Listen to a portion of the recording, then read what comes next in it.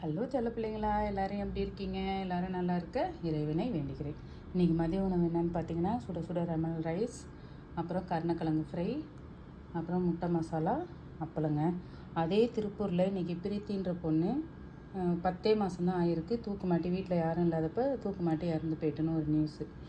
இந்த மாதிரி கோழையாக இந்த பொண்ணு இருக்கிறதுக்கு காரணம் யார்? அந்த பொண்ணை வளர்த்த அப்பா அம்மாவா, இல்லை அவளை கட்டிக்கிட்டவனா, இல்லை அந்த புகுந்த வீட்டில் ஏற்படுத்தின கஷ்டங்களா?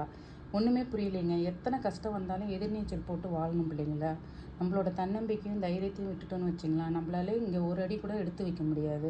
அதனால தான் நான் சொல்கிறேன், பொம்பளை பிள்ளையாக இருந்தாலும் ஆம்பளை பிள்ளையாக இருந்தாலும் அவங்கவுங்க காலில் அவங்க நின்று இந்த உலகத்தில் எதிர்நீச்சல் போட்டு வாழ்ந்து தான் காட்டணும். வேறு வழியே கிடையாது. எத்தனை நாளைக்கு அப்பா அம்மாலாம் கூட வந்துடுவாங்கன்னு நினைக்கிறீங்க? கண்டிப்பாக கிடையாது. ஒரு ஸ்டேஜில் எல்லாருமே நிற்க தான் செய்வாங்க. நீங்கள் தான் ஓடிக்கிட்டே இருக்கணும் பிள்ளைகளா. அப்படி ஓடிக்கிட்டே இருந்தால் தான் நம்ம வாழ்க்கையை ஜெயிக்க முடியும் பிள்ளைகளா. வாழ்க வளர்க. பாய் பிள்ளைகளா.